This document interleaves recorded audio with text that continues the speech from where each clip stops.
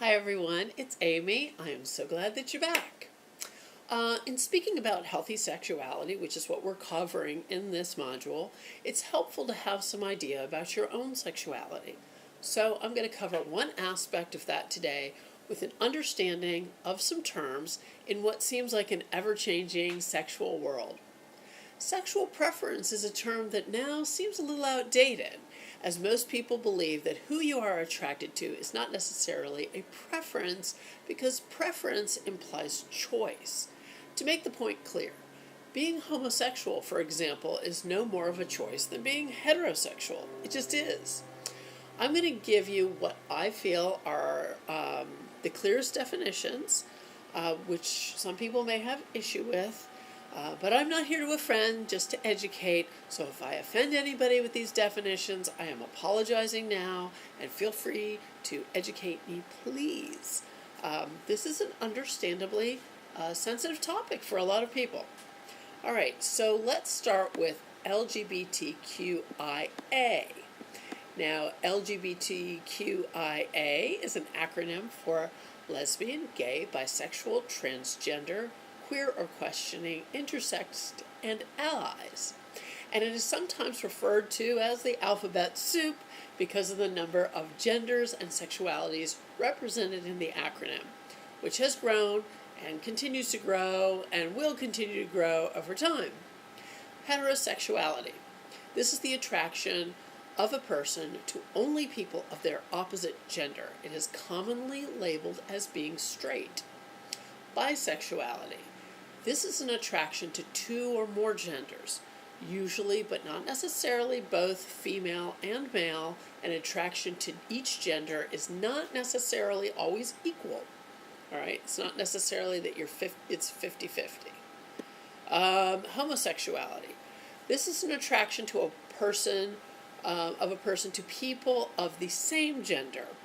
There are also different labels for males and females who identify with this term. For instance, the word gay, which is definitely another word for being homosexual. However, it does seem that it is more often used for men than for women. Lesbian, these are females with an attraction to the same gender, and it is definitely used with males and not with females and not with males. All right, queer. This is an umbrella term that fits all people who have non-heterosexual attractions. Asexual. This is someone who has no sexual attraction towards any particular gender or group. Aromantic. This is someone who does not experience romantic love or attraction. Pansexual.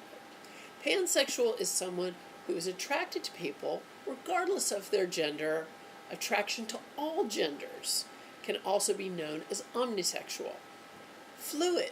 Now this is a bit similar to pansexual. This is someone who feels that their sexual attraction can change over time, from male to female. It's just dependent on different situations.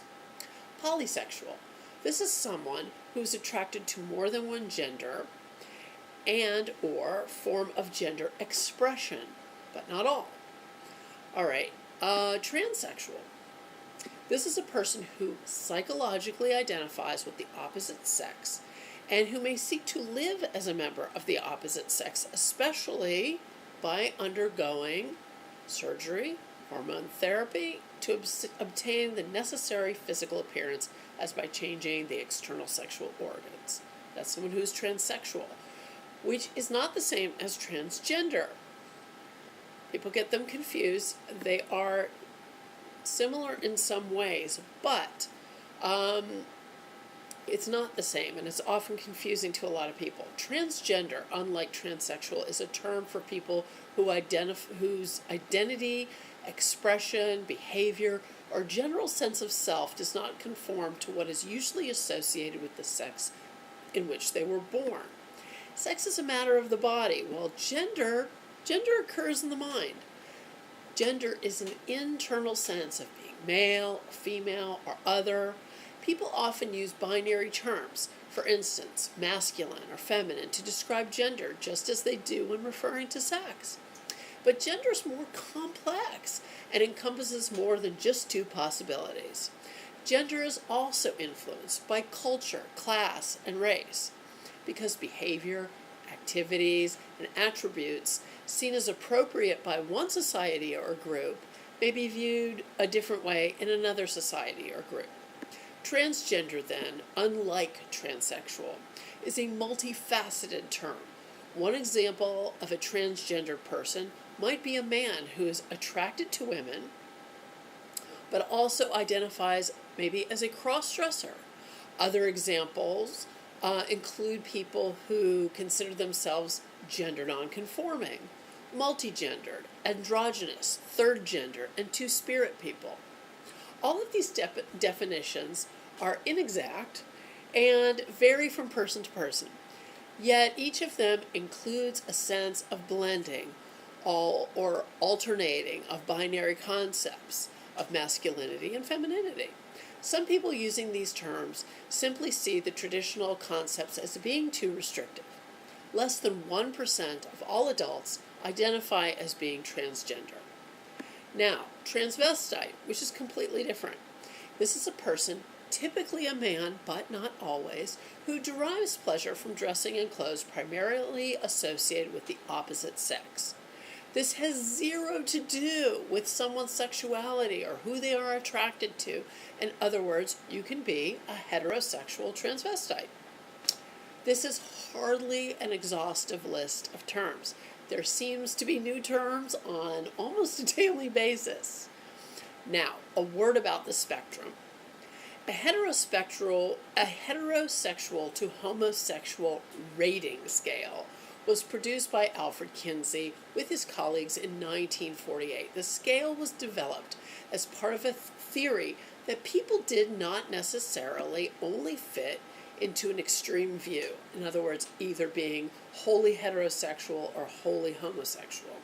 All right, into those two sexual binary choices.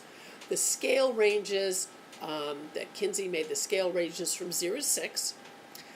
From being at 0, being exclusively heterosexual, and exclusively homosexual was number 6, with five steps in between. The chart is a basic scale depicting sexuality solely based on male-female attraction.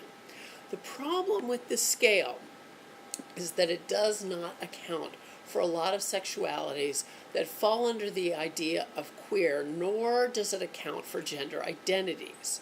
The scale is extremely linear, with only a limited number of systematic steps, and it only has the two extremes. The scale is also based on self-evaluation, which is indefinite and subject to change over time.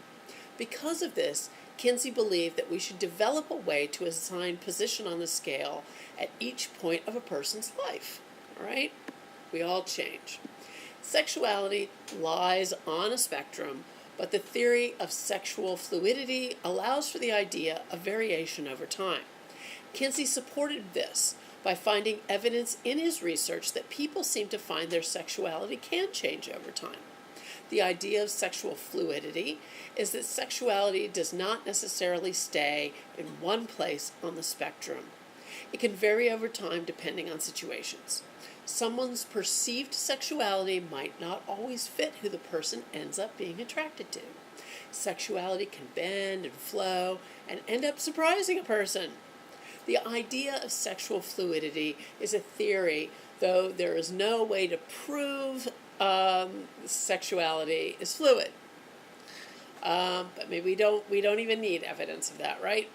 What can be said is that research-based evidence of people deviating from their perceived sexuality, we know that that happens. This supports the idea of human sexuality spectrum, as it provides evidence that sexuality does not necessarily fit on an extreme, but can be found at any point in between. It is impossible to prove whether a person's sexuality changed or if their sexuality was different than they thought all along. It remains a mystery, but we want everybody to be who they feel they are and whatever makes somebody happy, right?